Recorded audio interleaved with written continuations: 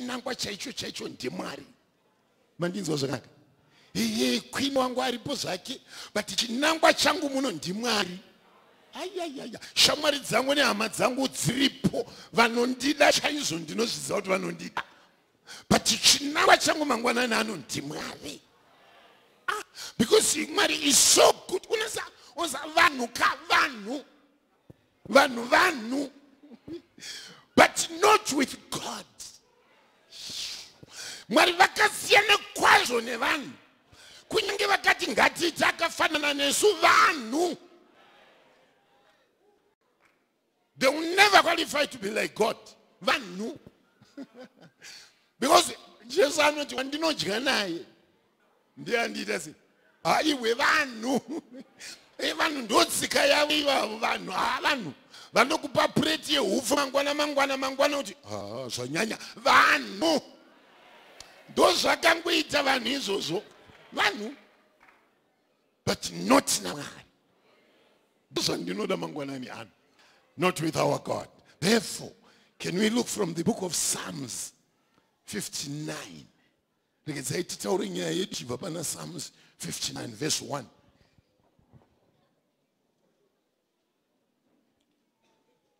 Mapisarema 59 kubvira pavhesi ya 1. Ndirwirei pavavengi vangu, Mwari wangu.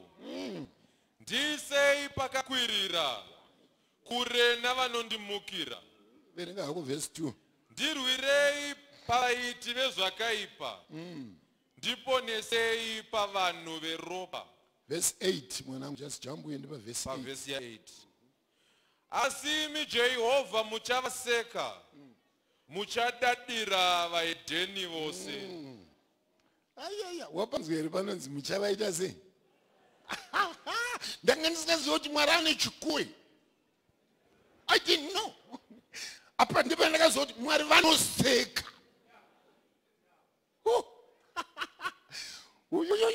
Vanhu tinoseka zvedu, but Mwari vanoseka. Kuseka chii? Vavengi vako. Saka ndati Mwari ndimwari. Vanoseka vavengi vako. David achitaura panapa paverse 1 ati ndirwirei Mwari kune vavengi vangu. Ndizvo. Aiwa, verenga vhesi. Pavhesi ya 1. Ndirwirei pavavengi vangu, Right? Mwari wangu. Ndisei pakakwirira, kure navanondimukira. Deliver me from mine enemies. Oh my God. Defend me from them that rise up against me. Now rechirungu riri kuti defend me. But reshona rati ndisei Mwari pakakwirira. Ndepane nyaya yangu nhasi. Kuiswa naMwari pakakwirira. Praise God. Kuiswa naMwari pakaita sei? Now, kuhondo. Sorry. Mazano ndakutaura zvehondo kasemusoja. All right. You forgive me andidyo. Mukuru wa hondo. Tine ndakuda kukupa musoro wenyaya wandapa panapa. Tine nzvimbo yatinoti OP. Kana observation point. Now, observation point haisi nzvimbo iri common. Inzvimbo yakakwirira. Pauneendeswa. Iwe uri watinoti mumatemzi echiuto esniper. Esniper munhu wamusingaunganidzire mabara akawanda. Waninzwa zvakanaka? Munogona kumupa 1 chete. Momutsvagira nzvimbo yakakwirira yatinoti iyo a vantage point. Now, yatiri kuti a vantage point inzvimbo yaunoona all angles. Apo une bara rako satambe neni. Handidi magazini yakazara nyere ndinongoda wani yacho haundisi pakadzikira unondisa pakakwirira pandiri kuti pavantage point. Musoro wenyaya wangu ndauti nini, you are placed on a vantage point. Wakaiswa iwe pakakwirira. Zvauriso tinoita kunge tiri kufamba hedu tese, but kuna Mwari uri paka. Mungandioni ndakagara mukamachi kamotaka mukadikidiki, but kuna Mwari ndiri paka. Ndiri patinoti pa vantage point. And then ndiri pa vantage point, I'm well equipped. Ndine zvombo zvose zvandingazoda kushandisa for individual enemy. Maruninzwa zvakanaka. Saka vantage point ka inzvimbo yaunoiswa naMwari kuti uve mukundi. Kana Mwari vakakutarisa so, vari kutoona munhu watinoti isusu pachimutauro chedu chebasa, a sniper. You are a sniper. Uri mukundi iwe. Now, uri mukundi kudaro haupotse muvengi. Manenzwa zvakanaka. Haupotse. Ndikati ndakupfuura ndakuridza futi, ndiri kunyatsozwa kuti rangu 1 riri kunodonedza muvengi.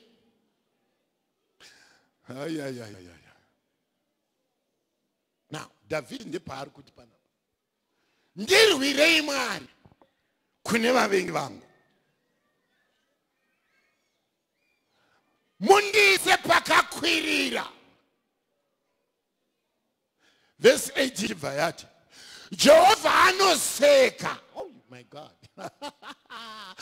Anoseka vavengi vako. Nokuti vavengi vako havazive kuti uri pakaita sei. Saka Jehovah anonyatso kugigidzira hake kuseka vavengi sokuti gigigi. Ari kumboziva here kuti akanoitwa sei na sniper. Sniper wacha uriwe manje. My God. Uchirira Jehovah mangwanani ano.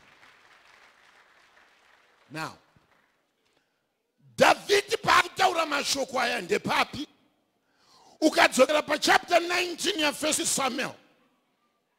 Give me 1 Samuel chapter 19 verse 11. Ari kufamba neupenyu hwake David. Ari kurarama David. But pa chapter 19 verse 11, chinzwa unzwe zviri kutaurwa ipapo. Pakazomupa kuti ataure mashoko ari pano kuti Mwari ndiisei pakakwirira. Chii chakanga chaitika? Ipapo Sauro akatuma nhume kuba kwa Dhavhidhi, Right. kumurinda nokumuuraya mangwanani. Ndiani atuma? Ndi Sauro. Atuma vavengi kumba kwani ndokuda kunomurinda. Because David has become a threat to Saul. Saul ari kutya kwazvo kuti mufana uyu ndikamuregera mufana uyu anotora chigaro changu.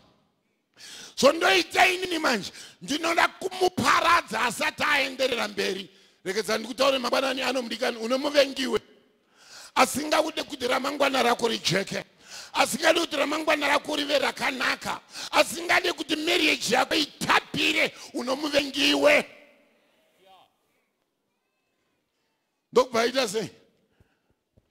Mikari mukadzi waDhavhidhi akamuudza akati, Mika iri manje mukadzi waDhavhidhi ndokubva audzani Dhavhidhi kuti kudi, kana ukasaponesa upenyu hwako usiku huno, nhasi uno Dhavhidhi inzwa, uchaurawa mangwana. unourayiwa mangwana.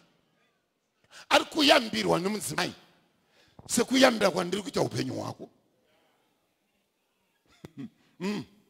Kuti kudi, enda mberi wait. Nyangwa ise orayirekeza verengako kusvika waneta ndoti nditozvigona. Naizvozvo Mikari akaburutsa Dhavhidhi pasi nepawindo. Akaenda. Right. Akatiza akapunyuka. Mikari akatora terafimi. Right. Akairadhika panhoo. Akaisa mutsamiro wemvere dzembudzi pamusoro wayo. Akaifukidza nejira. Zvino Sauro akati achituma nhume kuzobata Dhavhidhi. Iye akati, unorwara. All right. Ipapo Sauro akatuma nhume kuzotarira Dhavhidhi akati, uyai naye kwandiri ari panhoo, ndimuuraye. Zvino nhume dzakati dzichipinda, dzikaona terafimi iri panhoo nomutsamiro wemvere dzembudzi pamusoro wayo. Sauro akati kuna Mikari, wandinyengereiko kudai? Ukarega muvengi wangu achienda akapunyuka. Now, Dhavhidhi ane pachapter 17 mumashuro. Ndo paimbwa Dhavhidhi auraya achiGoriati. Vakadzi vanonoke kuimbaka. NevaZambia nevaMazambia vakaimba Dhavhidhi mukurumbira wake. Sauro achizvinzwa akarwadziwa. Ndo ruvengo rwakura muna Sauro nokuda kwaDhavhidhi. Saka Sauro anogadzira ma-enemies. Anotsvaga vakomana vaanorecruita kuti vakomana ndibatsire ndida kuparadza mufano. Zvotochiita ndokutuma ini munogarira kumba kwake, monitor his movements. Zuva rimwe nerimwe, especially at night, paanenge akavata mumuurayi. Dhavhidhi ati, Jehovha, ndirwirei kuvavengi vangu. Mundiise pakakwirira. My God. Now, Sauro atuma vakomana. Mikaeri mudzimai waDhavhidhi anoti kuna Dhavhidhi, inzwa shamwari, nyaya yako ndainzwa. Watorongerwa tsoro. Baba vangu vada kukuuraya. Saka ukasapukunyuka nhasi meno, you're gone. Dhavhidhi anoti uti ndiita sei? Ndati Mwari anoseka vavengi vako. Zvikanzi nomukadzi Dhedhi, pinda mubhasikiti. Ndikudonhedzei nepawindo mudzike. Uende. Inini ndichasara ndichiisa chanzi sarafimi chiri chinhu chakaita kunge duri. Ndichaisa duri panzvimbo yamunorara. Ndotora dehwe rembudzi ndofukidza duri. Pavanopinda ava vakaona bvudzi dehwe rembudzi vachiona bvudzi vachabaya. Dhavhidhi Jehovha anoseka vavengi vako. Ayayayayaya. Ivo vakuya nemapfumo varida kubaya Dhavhidhi vasingazivi kuti vari kubaya duri rakapfukidzwa dehwe rembudzi. Ndipo vakazokununa inge pane chiduri chiripo nayo. Mikaeri waita sei zvikanzi atiza. Ndo parikuna Dhavhidhi, ndiisei paka. Kana Mwari vakuda kukuchengeta, kuiswa pakakwirira hakusi kureva papulpiti pano. Kuiswa pakakwirira mudikana haisi motari hombe, but Mwari anokupa njere nezano rokupukunyuka. Unopiwa njere kuti muvengi wako asazive. My God, my God. Dhavhidhi wabuda aenda nokuti aiswa naJehovha pakakwirira, pavantage point. Kana Mwari vakuisa pavantage point, muvengi hakubate. Hazvina mutsu hauna chauinacho. Munhu wese akaiswa naMwari pavantage point anobudirira muupenyu hwake.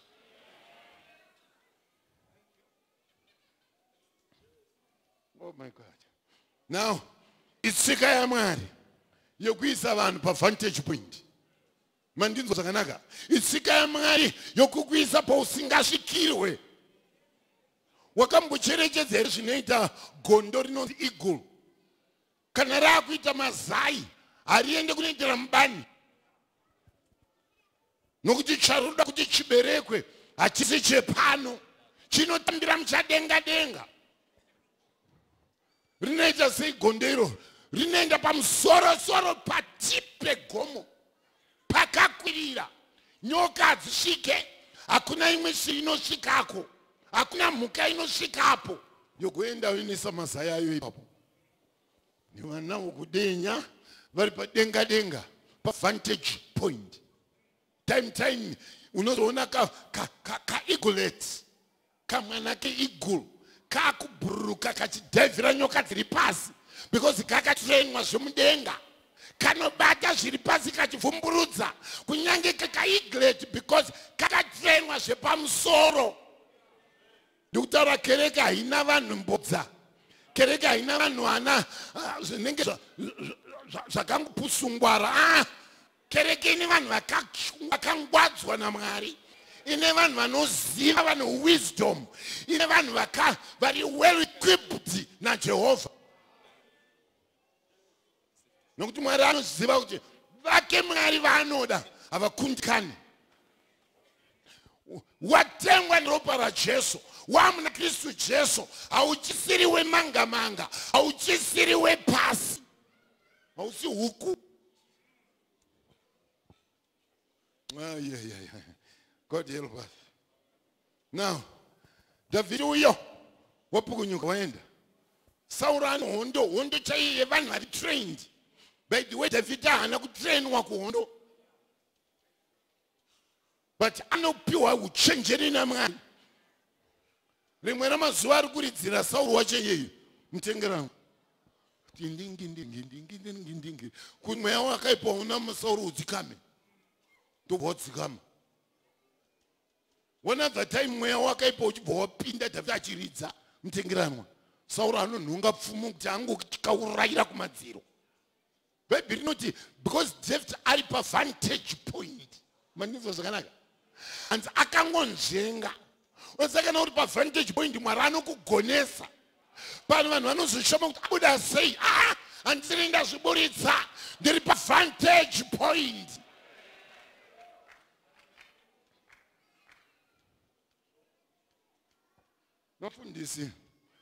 Mufundisi, a friend of mine, akanga aonesa madhimoni nhamo. Madhimoni akati atida muurayira mubhazi. Mufundisi akagara zvake mubhazi imomo. Bhazi riri kukunguruka riri kuenda kwariri kuenda kumba kwake. Satani akati anhasire mubhazi imo ndiva ndimuurayira. Kuchine mazupuko aya nezvifesi zvakanga zvakangoita kunge. Andozva kuti aive nemabhutu. Maive nebhutu wokuti waivhura chibhutu wopaka suitcase yako imomo. Bhazi iroro zirori raive beri rakadonhedza madhiramu etara. Bhazi rikabayiwa kumatero. Uninzwa zvakanaka? Riri kumatero, zirori riri kumatero asi ranga rakwidza makata. Saka madhiramu akadonha kuti auye arovere pabhazi. So that bhazi will destroy vanhu. But akanangwa imomo target yacho ndimufundisi uyu. Aonesa moto madhimoni. Bhazi richibonywa nematai nemadhiramu. Mufundisi wandikutaura. Bhazi rakaita buri. Pakanga pakagara mufundisi. Mufundisi akapinda mubhuti. Bhuti rakanga ratovhurika nechekare. Hazo zvakaitika sei iye akakukambaira kubuda mubhuti achienda panze. Vantage point. Bhazi rikapwanywa nezvimadhiramu zvetara. But mufundisi akanga akamira panze achiriona richipwanywa so. Iye atoo panze. Anosvika kuchechi. Anope testimony sezvandikuita izvi. Kuti Satani angaida kundiuraya. Anga mama nemusikana ane dhimoni ainzi Nina akanga arimo. Nina akachema akagarawo. Vanhu vakafunga kuti ari kuchema kunzwira tsitsi mufundisi. Anga Nina ndiye wacho ari kushandiswa naSatani kuda kuparadza mufundisi. Zuva rimwe nerimwe paiuya muchechi Nina akanga asingatendeuki, akanga asingauye mberi, but akanga akangotageta chete kuti mashumiriro ake nemanamatiro ake, I want to destroy him. But she could not. kusvika nina vanhu vabuda muchechi vaenda adonha akanodonhera padyo nepamba pamufundisi. Mufundisi anoudzwa kunzi manyai musikana wenyu abuda muchechi uyu adonha. Ndobva vanhu vamusunza naye pamba pamufundisi. Mufundisi ndokunamata naye abva aburitsa madhimoni. Achibuda apera madhimoni, nina ndokubva chamuka. Ndobva chatarisa soona ari mumba tisoona ndimufundisi. Sikanzi chichaitika. Vanhu vakati wadonha uchibva kuchechi. Saka mufundisi vazonamatira pane zvimweya zvabuda zvakawanda. Ndokubva atanga kushema. She began to give a confession. Kuti mufundisi, all problems dzokumba kwenyu ndini. I was monitoring you. I was following you. Zuva rimwe nerimwe imba yemufundisi yakatombobatira moto. Vanhu vakati amagetsi misconnection. Iye akavata mufundisi but vakapukunyuka vese nemhuri yake. Mwari akanga akaisa mufundisi pavantage point. Handisi kuita nyaya dzokufungira mudikani. Ndiri kutaura nyaya handingataura nezita aiwa. Asi kana waiswa pavantage point unobudirira. Saka Jehovha anoti kuna Abrahama, buda munyika yekwako uende kwandiri yakuratidza. Naimi Mwari aitanga kuropafadza Abrahama here munyika iyoyo. Asi Mwari anoomerwa. Uri mumba men'anga, Jehovha anogona kukuzadza nemweya mutsvene. But at this point in time Mwari vakati kuna Abrahama, buda imomo uende neni kwandoda kuti uende. Kuri kuendwa naAbrahama inonzi vantage point. Abrahama anobuda ndokubva amboenda nadhedhi wake munzira. Mwari akati nakudaidza kamudharaka. Vasvika pavakasvika paHarani ndokakafa. Zvikanzi sumuka uende. Ana Roti futi. Jehovha akati Karoti handisi kukada. Wandiri kuda ndiwe. Iwe Mwari anosarudza vake. Anokuburitsa mudzinza.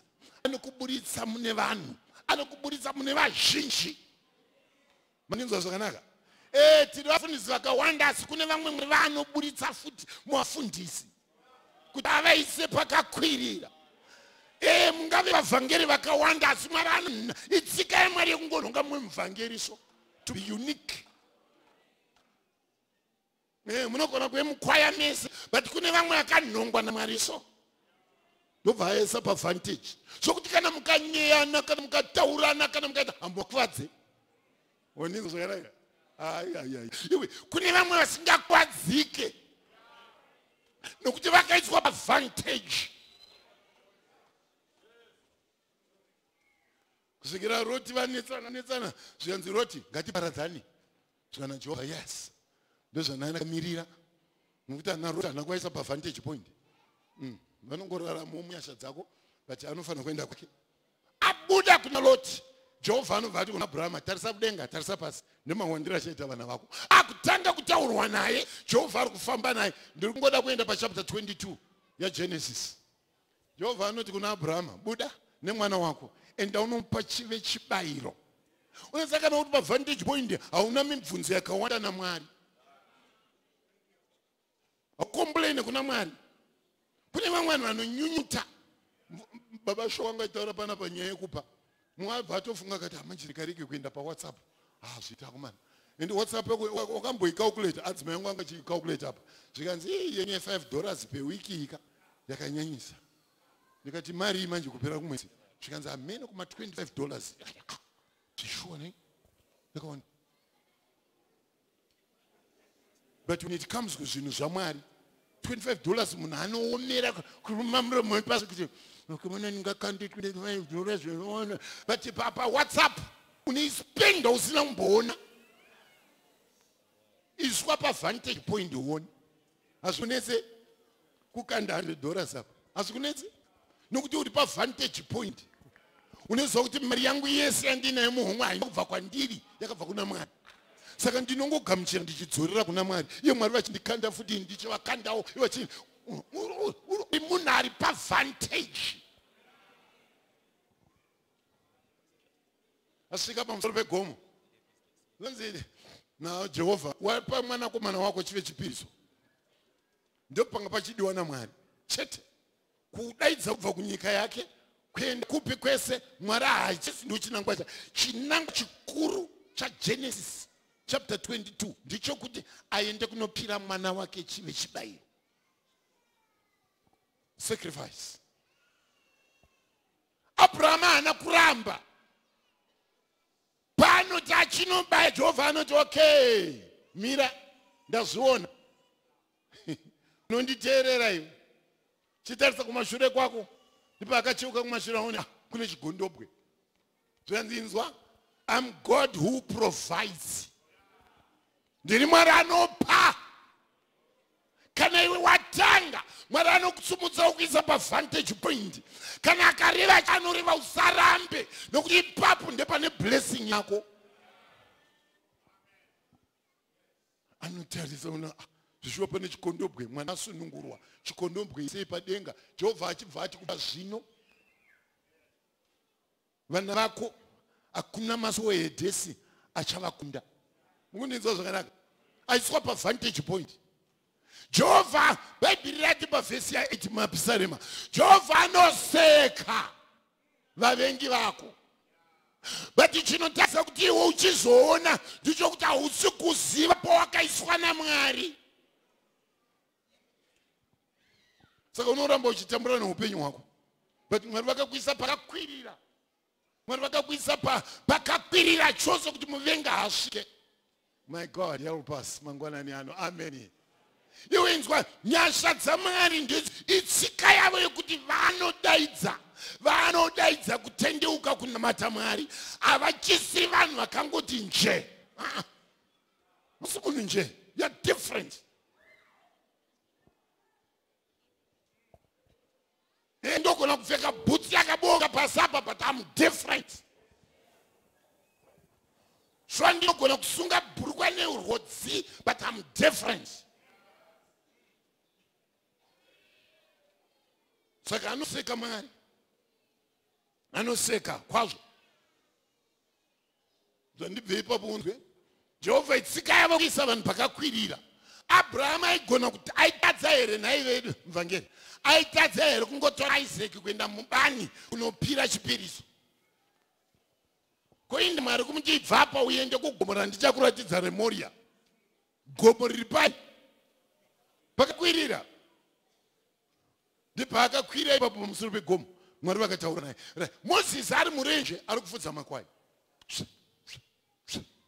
Asvika pagomo reHoreb. Anovhundika una ai. Pane chigwenzi chiri kupfuta. Kwese kumwe kwanga kusina magwenzero. Razonopfutirei pedyo negomo reHoreb. Bhaibheri inoti gomo reHoreb igomo raMwari. Nzvimbo yaasvika Bhaibheri inobva raJehovha anoti bvisa shangu nokuti nzvimbo yaumire itsvene. Ari kuiswa naJehovha pakakwirira. Regezaone kana munhu aiswa pakakwirira naJehovha. Jehovha ataura zvanotaura anobva ati izvozvi dzokera kwawakabva. Enda unotaura naFarao vana vaIsraeri vabude. Anoti ndekune mhosva yangu zvanzi pawava pakatosiyana nemhosva. Wapa vantage point. Anopfuura mberi achiti aiwa but yamataura ndainzwa ndigone kutaura zvikanzi ndini ndakasika mutauro. Ndichakubaura chaAroni anokubatsira. But paripo pamakazonzwa kunzi Aroni akataura. Jehovha angaisa Moses pavantage point. Unosiya makwai hati munhu ainzi akatina makwai akanosiyira vanhu uyo chinyararire watoenda makwai akasara vanhu vakutsvaga vega. Moses aenda kuvantage point kunotarisana nomuvengi wake Farao. Jehovha andituma kuti let my people go. Zvikanzi iwe une mhosva iwe zvikandati yeyoyo siya imboisai parutivi. Jehovha anditi kana waiswa pavantage point hautyi, hauvhundutswe and hauvhunduke nokuti ndiri pakakwirira. Oh my God. Wonzi akanga asikaiti zvinhu zvikabisira aichiita publicly. Kana maiswa pavantage point mai hamutyi, hamuzeze, munotaura Mwari zvaari kutaura muupenyu hwenyu. Tine dambudziko revanhu vasiri pavantage point. Saka you panic a lot.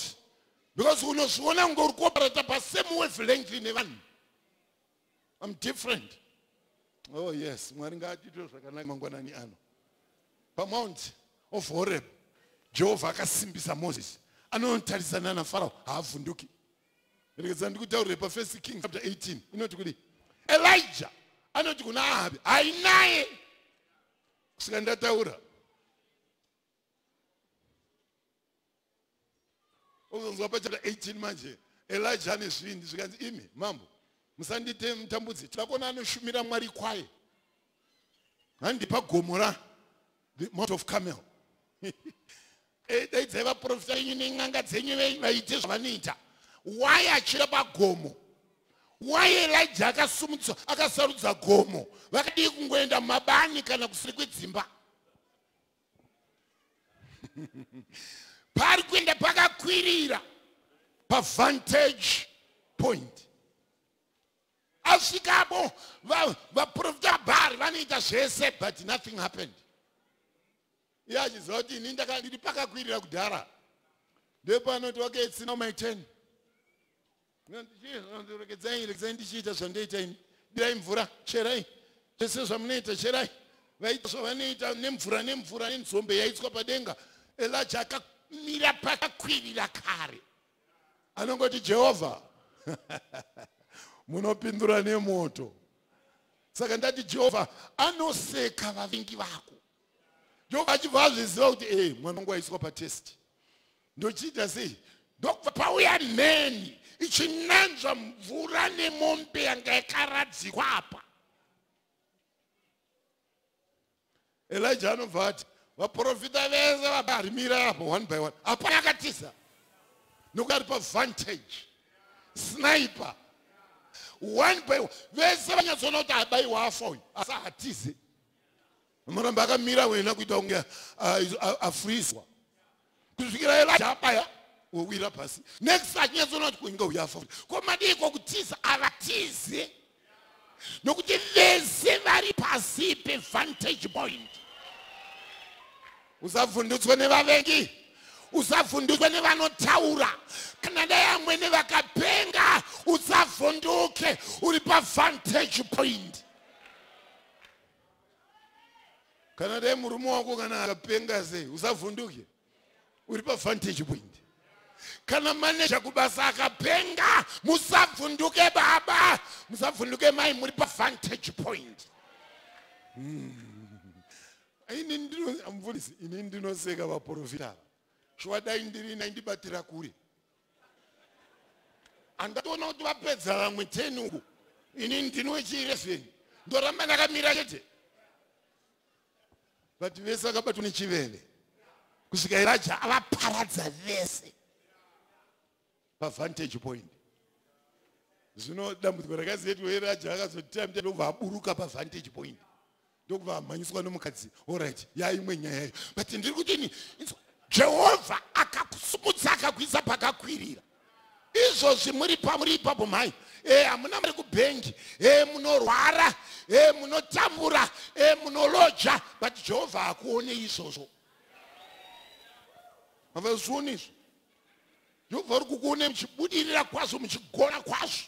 Jehovah ari kuone muchitakanyika muutano. Imi makuda kutogova mbatya. Chimbomirai muri pavantage point imi. Makaiswa pakakwirira naJehovah.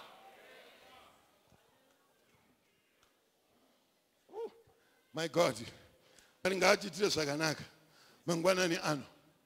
Kana waiswa pavantage point Mwari, unotarisirwa kukunda.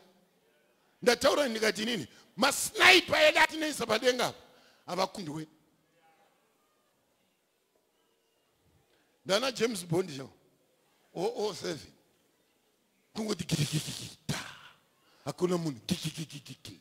Kana ukada kuya nekuseri unongoti adona. Hauita zvokufirira nokuti uri pavantage point. Now,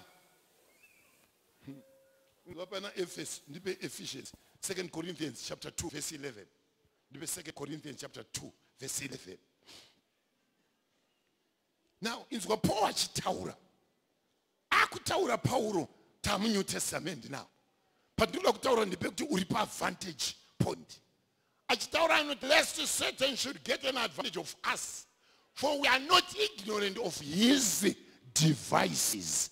Shona yetu kudi mwana? Kuti tirege kunyengerwa na Satani. Nokuti hatiziva singazivi mano ake. Right. Haunyengerwe wewe semkristu. Haufanirwe kubatwa nekunyengerwa na diablos. Nokuti mano ake tinoaziva. Mano diablos tinoaziva. Chikonzero chinoita kuti ndizive chi pandakaiswa pacho ndinoona zviri kure. Maninzwa zvakanaka. Pandiri pacho ndinoona zvose ende inini wacho ndakarongedzerwa. Saka mano diablos angakupiringishe yokukuuzira pasi ndapi. Jesu pa Matthew chapter 5. Chapter 5 verse 1. Anoti kudi. And seeing the multitude, he went up into a mountain. And when he was set, his disciples came unto him. Right. He went up into a... Wakati achiona vanhu vazhinji, right, akakwira mugomo, akagara pasi. Right. Vadzidzi vake vakaswedera kwaari. Ndioda kuti chaakwira mugomo chi. Chaita kuti vadzidzi vake vaswedere kwaari chi. Jesu ari kubvisa vadzidzi vake pa common level yeupenyu. Ari kuda kunovaisa pakakwirira. To learn to appreciate or see things from a higher perspective. Murinzwa zvakanaka. Mwari kana akakudaidza kuzonamata Mwari, atokusarudza, atokubvisa pamararamiro emazuva ese. Maonero ako zvinhu atosiyana neshamwari dzako. Matauriro ako atosiyana nematauriro evamwe. Magariro ako atosiyana nevagari vemumba menyu. You are different. Saka Jesu paakaona vadzidzi. Now, mwaka wapinda na Jesu. Ndiwe kuti Jesu auya manje kuzoratidza vanhu kuti amurambe muri pa level yamuri kufamba nayo. Ndauya kuzokutorai kuendesai pakaita sei. Mvangeri, dzokai zvakare mvangeri wangu machini. Come. Panzvimbo yenyu pai pamakafamba. Vatosiyana nevamwe vangeri. Why? Kwirai futi pa next step. Alright. Baba manire, uyai munenge murefu mbicha nemi. Asa ansura kuti mukwira. Fambai pasapa. Vakaenzana here vana. Vatosiyana. Chavasiyana chi? Chikonzero che pane mumwe nepane mumwe. Grandity yatuita sei? Now, Mwari akutoratidza ava. Munhu ari kudhoko. Munogona kuti aiti ndinhingu ava vasingavaona. Chikonzero vapakakwirira. Chete. Alright, daddy, enda henyu pasi vanhu vangatoti matosiyana na vice chairman. Thank you, sit down. Ndiri kureva kuti Mwari Jesu paakati vanhu akachiona vanhu vazhinji akakwira mugomo. Vadzidzi vake vakaswedera kwaari. Aenda nevadzidzi palevel yakaita sei? Yakakwirira. Saka unozoona kuti Jesu nawo akufamba navo, achirarama navo. Vadzidzi vakangatanga kujekerwa. Kuti isu takasiyana neruzhinji. Pane maonero edu atinoona. Alright, ndipe chapter 17 ya Matthew.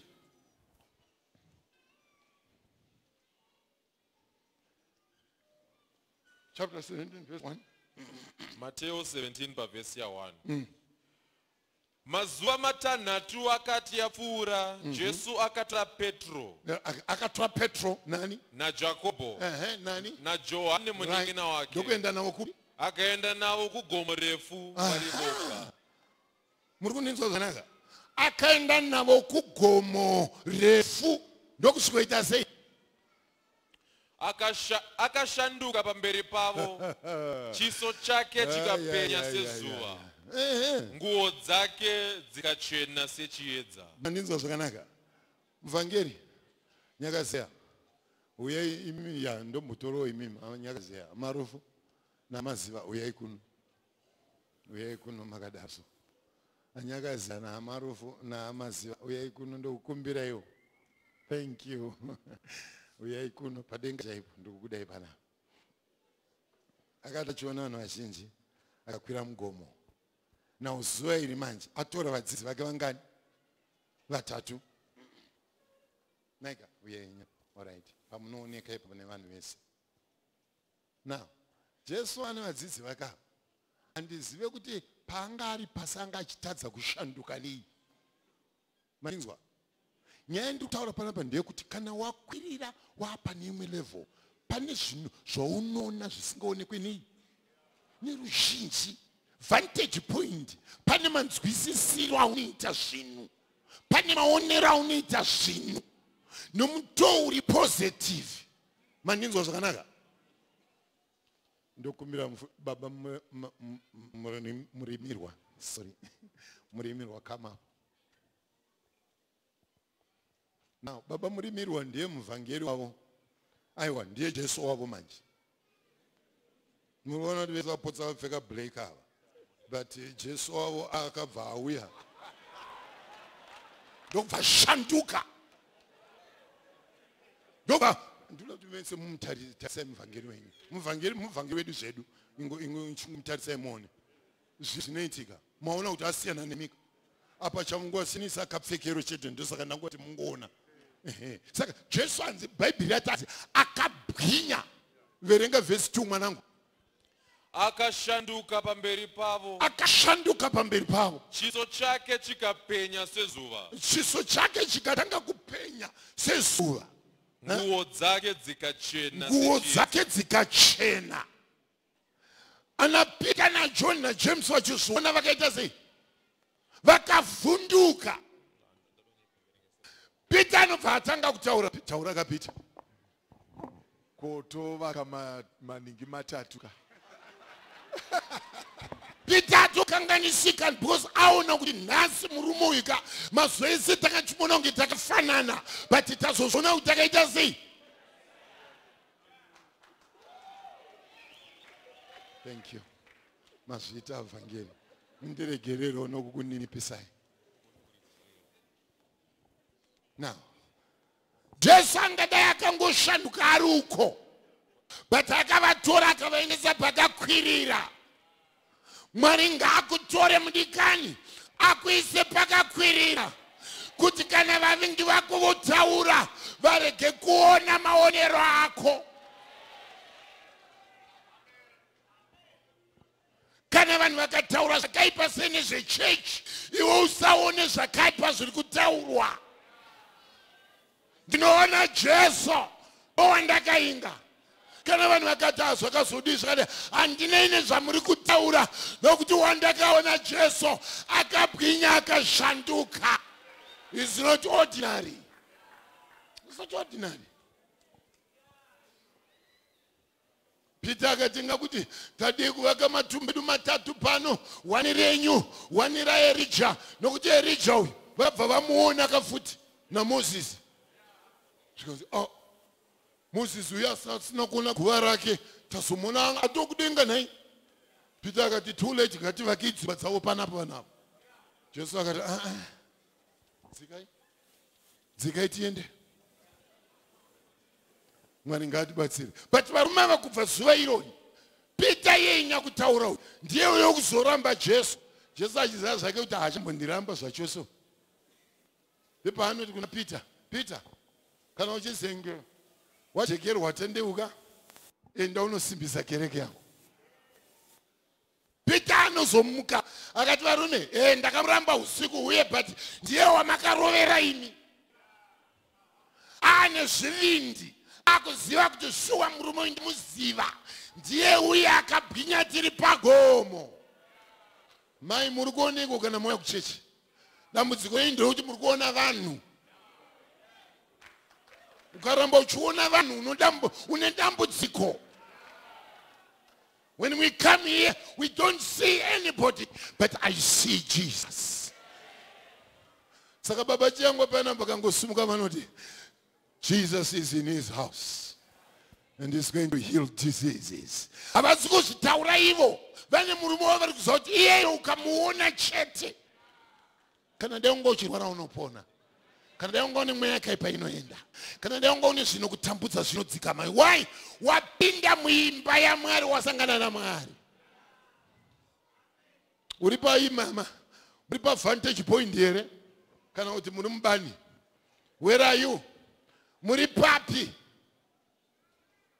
Jesu yeho ndikutaura. Hanzi Bhaibheri rati hanzi anoseka vavengi vako.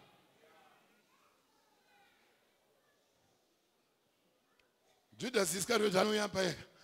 Kuda kuno zvikanzana Jesu, iwe ita zvawainga.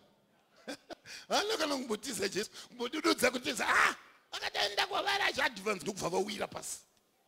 Saka Bhaibheri rati Jehovha anoseka. Ndipe Isaiah 54 mwanangu, verse 10. Isaiah 54 verse 10. And for the mountains shall depart, and the hills be removed, but my kindness shall not depart from you. Neither shall the covenant of my peace be removed, saith the Lord that hath mercy on thee. Nokuti makomo achabva nezvikomo zvibviswe, asi unyoro hwangu haungabve kwauri. Yes. Kana sungano yangu yorugare haingabviswi, ndizvo zvinotaura Jehovha ane nyasha newe. Chiri kutaurwa panapa chi? Munhu ari kurehwa ndiwe, iwe neni, kana kuti kereke, the church. Zioni iri kuvimbiswa naJehovha kuti as long as muri pakakwirira, makomo angakandwe mumvura, zvikaoma zvese zvingaita sei, ati nyasha dzangu hadzibve pauri. Unozviziva here kuti nyasha dzaJehovha dzibve pauri? Hadzibve. Vanhu vangabve, vangasvuduruke. Dambudziko ramazuva ano hadzisi mhuka musango. Dambudziko revanhu. Chiri kuti gomeresa muZimbabwe munomu hadzisi mhuka, vanhu. Maitiro evanhu. Kana zvimwe zvinhu zvamuri kuti zvinhu zvaoma, vanhu. Ndinotaura kupolitics, sorry. Ndiwanzoenda ikoko, mutemo wangu haunditendere. But vanhu vari kutengesa mabhondi munondo. Vanhu. Ari kutengeswa nemadhongere mabhondi. Vanhu. Mwana une akatokumira kuti rate yacho, rate yakreatwa namunhu. Munhu is a problem. Chinzwanzwe manje pavhesi ndipe mapisane Isaiah again. Isaiah ndipe Isaiah. Psalm 58 verse 6. Inzwa Psalm 58 verse 6. Listen to this. Psalm 58 verse 6. Mwari vunai meno avo. Vunai meno avo mumuromo mavo. Jehovha gurai meno makuru avana veshumba. Vana veshumba vari kutaura hadzisi shumba dziri kuzuu. Vanhu vavengi vako ndo vari kunzi namapisarema naDhavhidhi, Jehovha pwanyai mazino mumuromo wavo, break their teeth. Iwe ndosaka Bhaibheri rati une simba mauriwe. Nokuti Jehovha izi ari kutsumusa chibhakera so ave kupwanya mazino emuvengi wako, and it's going to crush them. Hauna kundizwa iwe. Zviri kukutambudza, Jehovah is ready to crush. Pwanyai mazino avo Jehovha. Vavengi vako unovaziva. Vari kuita kunge vane mazino akakona handiti. But Jehovha ari kusumuka nesando. Anovapwanya. Ukangoona situation that rises up against you, daidza Jehovha.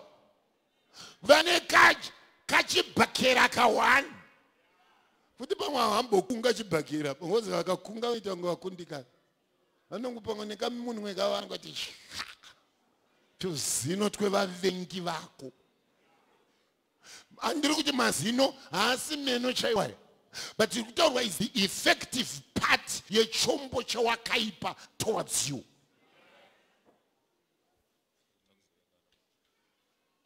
The effective part. Hey. Mupfuti. I see it is dangerous. Palika pini karipo so. Kana ukapiwa zipfuti rakakura sei kapini kako kachiki kana kakabviswa bara haribudi. Manizwa. Haribudi. Unyango nezipfuti zombe. Saka kana ukapiwa futi chete katarise kuti karipo here kapini kacho. Wozu unorohwa enemy wakaita kura pfuti yatadza kurira. Saka Jehovha manje pana paanonzi Jehovha hashandisi zvakakuraiwa zvidiki zvangu norova pa strong point pe enemy ukushaya simba. Saka vavengi vako vari kukurwaisa situation yako iri kukutambudza haimboda zvakawanda haidi vaprofita haidi ananiko zvavo inongoda shoko raJehovha rinongoda muromo wako iwo unosumuka kutaura against the situation. Jehovha ndiisei pakakwirira museke vavengi vangu. Anovaseka Mwari achiyarizwa kuti munhu wangu is a dynamite. Hakuna chinokukunda. Munizwe mai. Hakuna chinokukundai. 57 verse 4. Iyo ya Mapisarema. Mapisarema 57 verse ya 4. Mweya wangu uri pakati peshumba. Right. Chirikuti mweya wangu uri pakati peshumba. Adzisi shumba dzekusango. Muri kuninzwa zvakanaka. Vanhu vavengi vako vakakomberedza upenyu hwako. Ndokuita sei? Ndinovata pasi pakati pavanopfuta somoto. Vavengi vako vanoita kunge vari kupfuta moto so. Izvo zvese I speak mumwe munhu ari musituation yachiya kuti ndinobuda nepapi.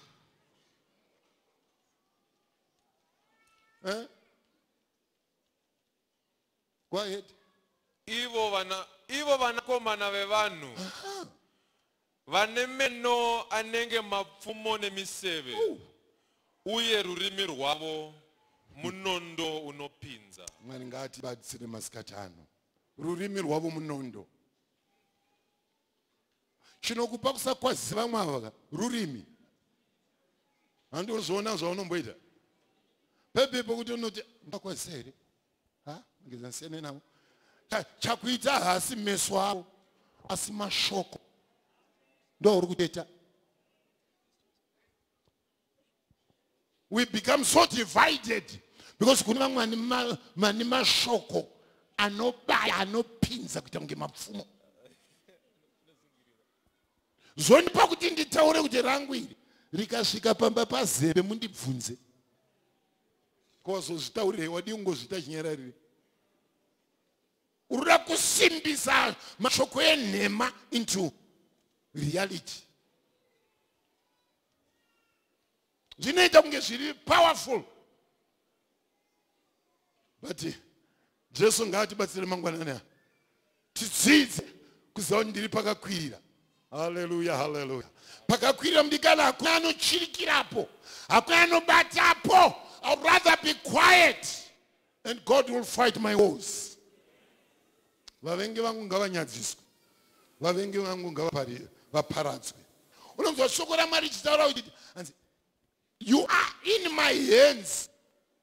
Ari mumaoko aMwari ndiani? Iwewe neni. Shoko raMwari ndari pana Isaiah 46. Is it 40, 46, 46, 49, 46, 10? Not really. 46, 10. Isaiah 46, 49, 49, 16. 49, 16. 49, verse 16. Yes, correct. Inzwa? Tarira. Tarira. Arukurehwa ndiwe. Murukuninzwa here mai. Murukuninzwa here brother. Akunzi tarira ndiani. Iwewe uri pai. uri pakakwirira. Zvauri pakakwirira chii chaitika? Verenga. Ndakakunyora pazvanza zvangu.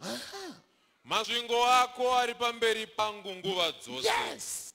Your walls are before me. You are protected. Hamuna kundinzwa imi. Inda kuvunduka ndati you are protected. Saka kusungira mwana kabatani kana zvinu muchiuno. You are not sure of your protection. Kuti mabuda kubva kuchechi kuno makunosvikobatana futi nemachire mudzimu makusvikoita zvimwe zvechivanhu futi. You are not sure of your protection. But Jehovah hati kudi panapa uri mumaoko angu. Pamuri amai pamakaiswa nachimwari apa hapasvikike nevavengi zvenhando. Hapasvikike. Kunze kwomwewo ukaburuka. You are in God's hands. You are tattooed. You are tattooed in God's hands. Saka mwari vangu, he takes care of you. Inzwa manje. Ndakuda kupedza. Pa chapter 19 verse 17 ya John. Jesu aenda nemadzidzi vake. Jesu aita zvaaita pakupedzesera kuti kudi ndipe. John 19 verse 17. And when he bearing his cross went forth into a place called the place of the skull. Now, which is called in the Hebrew Golgotha. Golgotha is mvali. Ipakakwirira. Manizwa zvakanaka. Right. Ipakakwirira. Chaendera pakakwirira chi. Arida kusiya aita adopti vanhu. Kuti tirege kuramba tichiopareta tiri pasi. Mukundinzwere chechi. But mukwire muende padenga. Akafirapo padenga Jesu. Ndepaada kuti iwe uvhizitire zuva rimwe nerimwe. Urambe wakatarisa paakakwirira. Ndi John here chapter 3. Unonzi Moses sezvo Moses akatumidza nyoka murenje nemwanakomana munhu akatsumutswa. Akaiswa pamusoro. Chinobudirira. I like what Christ prayed. John chapter 16 or 17.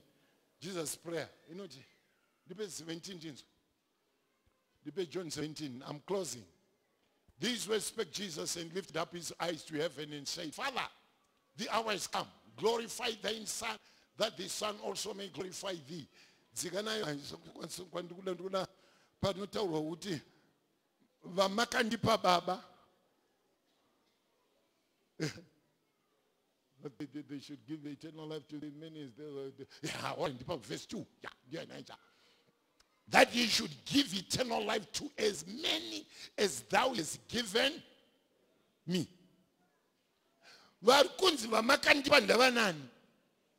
MaKristu. Mandinzwa zvakanaka. Jesu akapiwa isu naMwari. Saka zvakapiwa isu naMwari ukaramba uchidzika nayo unozonzwa aitaura kuti Baba ndinonamata kuti muvachengete musavabvise panyika asi ngavachengetwe nemi. Zvareva kuti iwe pauri mukani pane advantage. Pane advantage. Musi chitatu ndaitaura pamusoro pezvikuva zvekumusha. Nganditendere ngani ndikazvidzokerera. Ndakupedza zvangu. Kumusha vanhu vanovaka makitchen kumusha. Mukitchen yekumusha kwenye round here. Kune chimwe chinhu chinoita kunge chikuva. Munochiti chikuva handiti. Chiri kumusoro uku mberi mukitchen menyu. Munogadzikirwa mvura payapa. Chakaisirwe icho chiye mukitchen menyu. Makambobvunza vabereki. Hamuna handiti. Mozona wabvunza kuti inda vakaisa ichocho. Inini vangu ndakavabvunza kuti maisire izvi zvikanzi ndo patogadzikira mvura. Ndikati mvura inogona kugara pasi apa. Kana iri mugomo, inogona kwana. Zvikanzi ndomavakira tinoita makitchen. Ndikati ndikuudzei nhasi. Ibvai mazviziva kuti chamakaisa apa ichi chinomirira guva. Ndosaka chichinzi chikuva. chamaisa apa chiri kumirira makuva evanhu vedzinza renyu vese vakafa. Saka uchiona kuti kana vechinyakare vachipa midzimu yavo vanopira vanouya kuno kuchikuva. Ndekwavanoisa chipureti chavo nezvimwe nebute vosvikombera ikoko, inda vasingaomberi vari kudhoo. Vanotaura kuti he vari kumhepo makazoita sei kuchikuva, nokuti it is the tomb of the unknown soldier wedzinza renyu.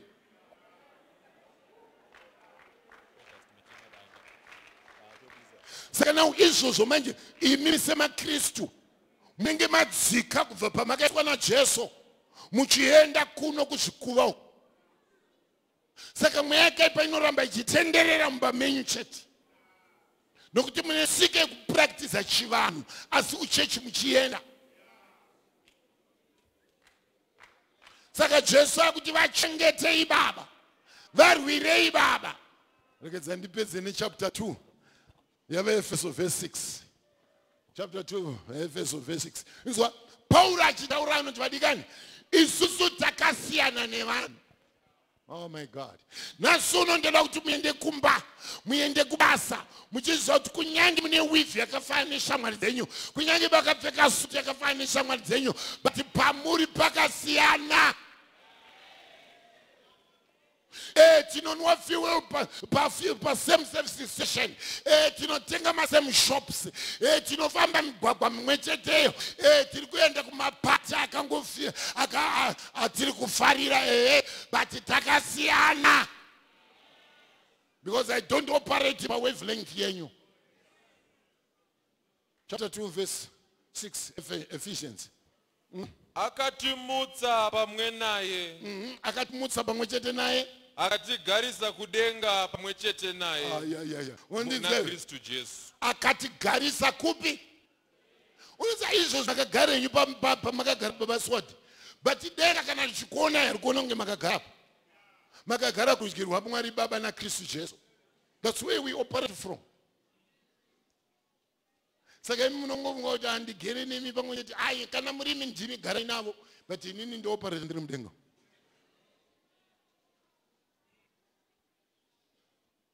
Saka kana ndichioperate ndiri mudenga handifundiswi.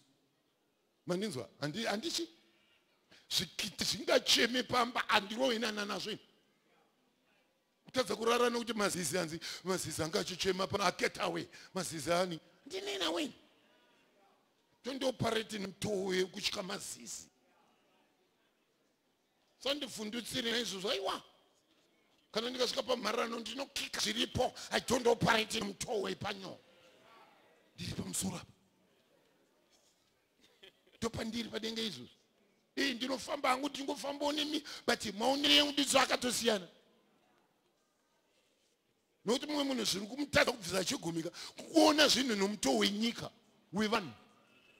Kuti kereke inotorera vanhu mari, kereke inodya, because uri kutambira pasi.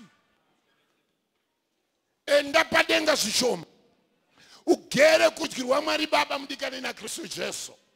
Saka madhimoni nezvimwe zvese zviri pasi petsoka dzedu. I want to encourage somebody. I want to talk to somebody. Kuti mudikani ka, God has placed you on a vantage point. Taura ari pedyo newe chirungu chacho kana uchichikwanisa. Kana ari pedyo newe asingazvinzwe mutaurire neshona. Ndoda kuti munditurikire kune munhu ari pedyo nemi aenda achizviziva kubva nhasi kuti hamusi kufamba pasi, muri pakakwirira. Mwari ngaatibatsire. Patine imba pekuti Mwari muri zuva redu. Izvozviye panoti muri zuva redu vazhinji hatinzwisise kuti tiri kuimba kudii. Rinopenya riri pai, iwe ugere kupiwo futi. Ndigere pauzuru. naMwari Baba. Oh my God. Ndinoda kuti masikati ano Mwari vatiitire zvakanaka, vatishanyire. Iwewe nhasi nedambudziko rako uzvizive kuti dambudziko rika ndiri manga. Noita kunge amai varumwa zamu nemwana ari kuyamwa. Mwaninzwa? Namai, imi ana amai munoyamwisa imi. Mwana akakurumai zamu muchiyamwisa munopfumbata chibhakera. Kuti nhasi ndinoda kukudzidzisa. handiti munoseka zvenyu, munoseka kuti asi mwana wenai ari kundiruma. Aiwa sadaro. Because you are matured. Kwaenda kushemedzwa nekadambudziko kanoita kunge mwana aruma zamu. Unofanira kukaseka. Jehovha anoseka vavengi vako. Rekeza ndikuudze nhasi, ari kuseka madhimoni ari kukunetsa. Kuti madhimoni anomboziva here kuti akakundika kudhara. Jehovha ari kuseka hosha iri kukutambudza. Anoziva here kuti hosha yakakundwa kare pamuchinjikwa. Ari kuseka urombo hwauinawo. Ari kuziva kuti Jesu akatora urombo hwako kuti uve mupfumi. Jehovha anoseka. Simuka netsoka dzako. Anokuseka Jehovha. Kuseka vavengi vangu. Ayayaya, Mwari ngaatiitire zvakanaka. Unoda kumboseka nhamu dzako handiti? Mboseka.